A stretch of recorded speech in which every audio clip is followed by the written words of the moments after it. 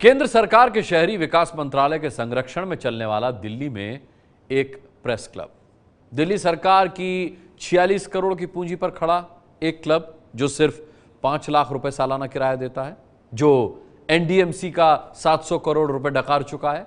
इसके मैनेजमेंट में बड़े बड़े नौकरशाह मौजूद हैं। इसी गोल्फ क्लब में इंसान को जानवर समझने की बड़ी अंधेर हुई है। इसी क्लब में एक महिला को रद्दी की टोकरी कहा गया।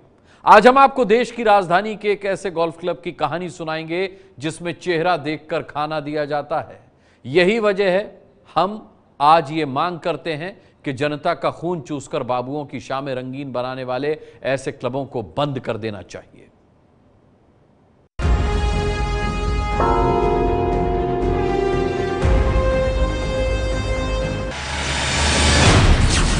क्या प्रधानमंत्री की ये ड्रेस इतनी आपत्तिजनक है कि उन्हें दिल्ली के गोल्फ क्लब में न बैठने दिया जाए? क्या प्रधानमंत्री की ये ड्रेस इतनी खराब है कि उन्हें दिल्ली के गोल्फ क्लब में खाने की टेबल से उठा दिया जाए?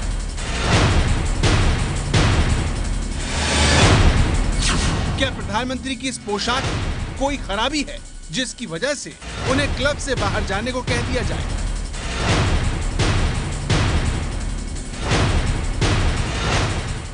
ये तस्वीरें पिछले साल मई की हैं, जब मेघालय के अपने दौरे में प्रधानमंत्री नरेंद्र मोदी को वहां की पारंपरिक ड्रेस पहनाई गई। प्रधानमंत्री ने भी खुले दिल से ये ड्रेस पहनकर मेघालय की परंपराओं का सम्मान किया। लेकिन जिस ड्रेस को देश के प्रधानमंत्री ने सम्मान दिया, सराहा, उसी ड्रेस को बुनियाद बनाकर देश की राजधानी में संविधान की मूल भावनाओं को चुनौती दी गई, उनका अपमान करने की कोशिश की गई।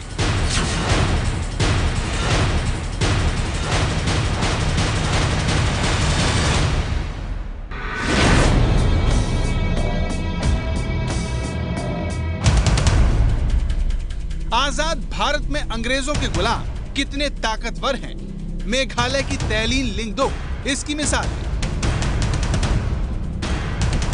तैलीन लिंगदो के साथ क्या हुआ, उससे पहले आपको इनके बारे में बता दें। तैलीन लिंगदो मेघालय की रहने वाली है। तैलीन निवेदिता बार ठाकुर के बेटे की आया है। हम आपको बता दें कि निवेदिता उत्तर पूर्व की एंटरप्रेन्योर यानी उद्यमी है। इसके अलावा वो असम सरकार में सलाहकार भी हैं।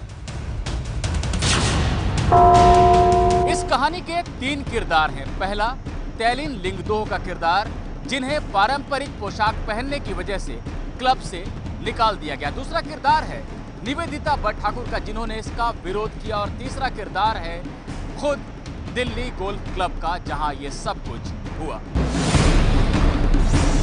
ये घटना 25 जून यानी रविवार की है, जब गोल्फ क्लब के एक सदस्य ने अपने 9 मेहमानों के लिए खाने की टेबल बुक करवाई, जिसमें निवेदिता के साथ तैलीन भी शामिल थी। खाने की टेबल पर 10 मिनट बाद गोल्फ क्लब के मैनेजमेंट ने तैलीन से कहा कि वो शक्ल और कपड़ों से काम वाली बाई लगती हैं, इसलिए वो गोल्फ क्लब की टेबल पर नहीं बैठ सकती। मैनेजमेंट ने यह भी कहा कि तैलीन शक्ल से नेपाली लगती है। हम आपको बता दें कि तैलीन की जिस ड्रेस को लेकर ये सब हुआ, मेघालय की पारंपरिक खासी ड्रेस जेनसेम है। तैलीन के मुताबिक अधिकारियों ने उनसे ये कहा कि वो उस पोशाक में डस्टबिन यानी कूड़ेदान की तरह दिख रही हैं। इसके बाद अधिकारियों ने उन्हें क्लब से बाहर जाने को कह दिया। लोग जाके 10-15 मिनट में टेबल में बैठ गया।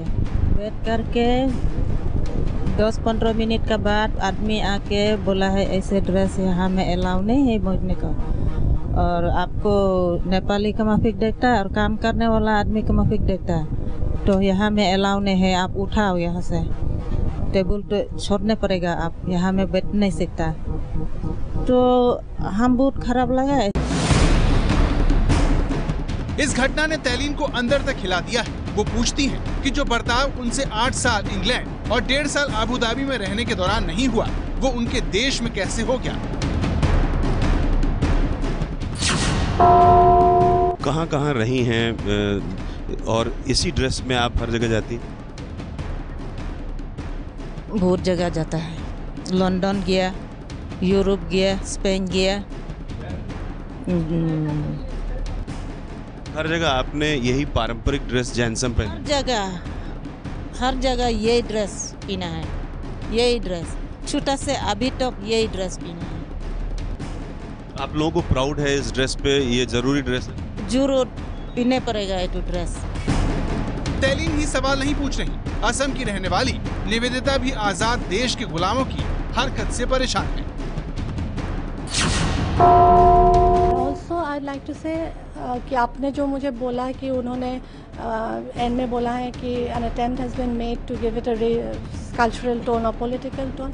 आप बोले ये racial prejudice discrimination नहीं है तो क्या है? वो अगर वाइट यूरोपियन होता या कोई नॉर्थ इंडिया से होता and she was dressed in salwar suit और something, I don't think they would have said anything. तो ये ज़रूर उनका जो चेहरा है, उनका जो ड्रेस था, उनके बेसिस पे उन्होंने बोला, और ख़ुद उन्होंने बोला था कि आप मेज जैसे लगते हो, मेज जैसे ड्रेस किए हुए। तेलिन और निवेदिता की बात सुनने के बाद हमने इस मामले का सच पता लगाने के लिए दिल्ली गोल्फ क्लब का रुख किया। एबीपी न्यूज संवाददाता रविकांत ने गोल्फ क्लब का पक्ष जानने के लिए काफी कोशिश की, लेकिन उन्हें अंदर नहीं जाने दिया गया। अंदर से कोई मैसेज नहीं आ रहा।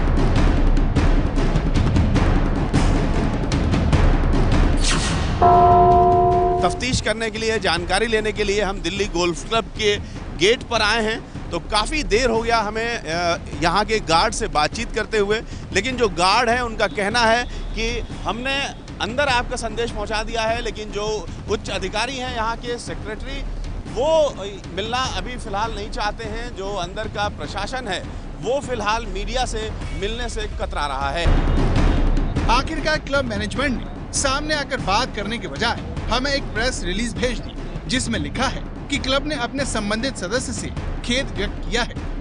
जब हमने इस बात की पुष्टि के लिए तेलिन और निवेदिता से इस बारे में पूछा, तो दोनों ने बताया कि अब तक क्लब की ओर से किसी ने भी उनसे संपर्क नहीं किया है। कोई अपॉलॉजी नहीं मिला है अभी तक। आप लोग प्रेस से हो, आप लोग को तो मिल गया ये एड्रेस, ये पता हम कहाँ पे हैं। किसी को नहीं, गोल्फ क्लब से किसी को नहीं हमारे पास आया कुछ भी। और एक बात मैं कहना चाहती हूँ, कल एक्चुअली उन्होंने दबाव डाला था मेरे ऊपर कि मैं बैक ऑफ कर लूँ ये कंप्लेन के। दिल्ली गोल्फ क्लब की मानसिकता, उसके रवैये पर आपको गुस्सा आ रहा होगा, लेकिन अगर आपको लगता है कि दिल्ली गोल्फ क्लब के कारनामे का यही अंत है, तो जरा ठहरिए। हम क्लब के बारे में कुछ ऐसा खुलासा करने जा रहे हैं जिससे खुद को संभ्रांत समझने वाले इन लोगों की पोल खुल जाएगी। पर उससे पहले सरकार की प्रतिक्रिया सुन लीजिए, जो इस घटना के बाद कड़ी कार्रवाई की बात कह रही है। Kind of elitist mindset, discriminate on the basis of caste, creed, looks, clothes. These are very unfortunate incidents. If anything such thing happen to any of our Indians outside, we come together to protest. What if happens in our country is very unfortunate. Incident have taken place in Delhi. To direct Delhi police to register a suo motu case and pursue the case, investigate it expeditiously, charge sheet and proceed with the। तो सरकार कार्रवाई की बात कर रही है, लेकिन उत्तर पूर्व के लोगों से भेदभाव की हकीकत क्या है, ये हम आपको बताते हैं। गृह मंत्रालय के आंकड़ों के मुताबिक दिल्ली में 2014 में उत्तर पूर्व के लोगों के साथ 282 आपराधिक केस हुए। 2015 में यह आंकड़ा 277 था, जो 2016 में 145 हो गया। आंकड़ों से भले ही आपको लग रहा हो कि उत्तर भारतीयों के खिलाफ अपराध घट रहे हैं, लेकिन जमीनी हकीकत क्या है, ये तेलिन से हुआ भेदभाव देखकर आपको समझ में आ रहा होगा। लेकिन आपको जानकर हैरानी होगी कि जिस क्लब में ये सब हुआ, उसका संरक्षक शहरी विकास मंत्रालय है। हम आपको बता दें कि ये क्लब 220 एकड़ में बना हुआ है। बाजार में जमीन की कीमत 46 करोड़ रुपए से ज्यादा है, लेकिन इतनी महंगी जमीन पर बना एक क्लब सरकार को 5,82,000 रुपए बतौर लीज हर साल देता है। लेकिन चौंकाने वाली बात यह है कि दिल्ली गोल्फ क्लब एनडीएमसी के डिफॉल्टरों की लिस्ट में भी शामिल है और उस पर एनडीएमसी का 700 करोड़ रुपए बकाया है। तो तथाकथित संभ्रांत लोग सरकार के खजाने को चोट पहुंचाकर समाज में अपना झूठा रुतबा और सम्मान बनाते हैं, लेकिन दिल्ली गोल्फ क्लब में जो हुआ उसका सिर्फ सामाजिक पहलू नहीं है, कानूनी पहलू भी है। क्योंकि जिस दिल्ली गोल्फ क्लब में मेघालय की महिला से कथित नस्लभेदी हरकत हुई, उसमें सरकार के 3 नॉमिनी मेंबर होते हैं, जिसमें राजीव गौबा शामिल है। राजीव गौबा फिलहाल शहरी विकास मंत्रालय में सेक्रेटरी हैं, जो 30 अगस्त से देश के गृह सचिव होंगे। सरकार की ओर से नामित दूसरे सदस्य अशोक लवासा हैं, जो केंद्र सरकार में वित्त सचिव हैं। तीसरे सदस्य का नाम धर्मेंद्र है, जो शहरी विकास सचिव हैं। यानी सरकार के ये वो नुमाइंदे हैं जिनका फर्ज देश के संविधान की रक्षा करना है, लेकिन इनके सदस्य रहते दिल्ली गोल्फ क्लब में संविधान के खिलाफ काम हुआ है। वैसे हम आपको जानकारी दे दें कि संविधान की धारा 15 के मुताबिक देश में किसी के साथ धर्म, जाति, लिंग के आधार पर भेदभाव नहीं किया जा सकता। यही नहीं, संविधान की धारा 16 में भी समान अधिकार की बात कही गई है। ऐसे में सवाल ये है कि संविधान के जरिए मिले इन अधिकारों के हनन पर क्या कार्रवाई हो सकती है। ये जानने के लिए हमने कानून के जानकार से बातचीत की। ये महिला जो है ये शेड्यूल्ड ट्राइब हैं, ये SC/ST एक्ट में कवर होती हैं। तो इस अगर कानून को देखें तो धारा 3 और जो सब सेक्शन है वो 14 जो है उसमें साफ तौर पर कहा गया है कि जहां पब्लिक को एक्सेस दिया गया है, जहां पर पब्लिक के लोग आराम से आ जा सकते हैं, वहां पर किसी शेड्यूल्ड कास्ट या शेड्यूल्ड ट्राइब के किसी व्यक्ति को अगर एक्सेस ना दिया जाए तो वो एक पनिशेबल ऑफेंस है। 5 साल तक की सजा हो सकती है, 6 महीने से 5 साल तक, काफी एक इसमें कानून में प्रावधान दिया गया है। इसके अलावा अगर उनके साथ दुर्व्यवहार किया गया, उन्हें बुरी बातें कही गई, तो उसमें आप जानिए कि जो डिफेमेशन है वो भी बनता है, डिफेमेशन का एक्शन ले सकती हैं। और अगर उनके साथ कोई फिजिकल असॉल्ट भी हुआ, धक्का मुक्की की गई, धमकी दी गई, तो उसमें साफ तौर पर जो IPC के कानून है, क्रिमिनल इंटिमिडेशन का कानून है, असॉल्ट का कानून है, इन सभी धाराओं के तहत भी एक्शन लिया जा सकता है। और ये धाराएं सख्त धाराएं हैं। तो कानून में किसी के साथ भी किसी भी तरह का भेदभाव अपराध है, लेकिन एक सवाल ये भी मन में आता है कि क्या मेघालय की इस महिला ने वाकई में इतने खराब कपड़े पहने थे कि उन्हें क्लब से बाहर कर दिया जाए। ये जानने के लिए हमने फैशन डिजाइनर शरद राघव और टेलीविजन क्वीन के नाम से मशहूर बालाजी टेलीफिल्म्स की सर्वेसर्वा एकता कपूर से बातचीत की। It happens all the time. I mean, and clearly this is a situation that we have to constantly combat. That's what I say. It happens to us every day.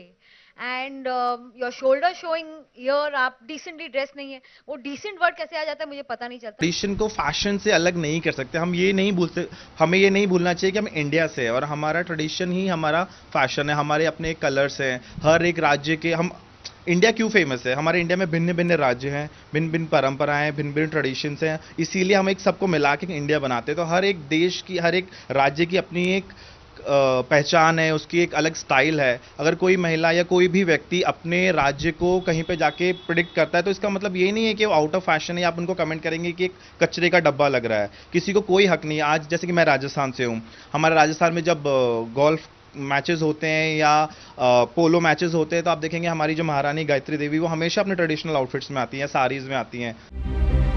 तो खराबी कपड़ों में नहीं, मानसिकता में है, सोच में है। क्योंकि अगर कपड़ों में खराबी होती तो उसे देश के बड़े फैशन डिजाइनरों का समर्थन नहीं मिलता, प्रधानमंत्री का प्यार नहीं मिलता। ऐसे में जरूरत ऐसे घटिया सोच रखने वाले लोगों और संस्थानों पर कार्रवाई का हथौड़ा चलाने की है।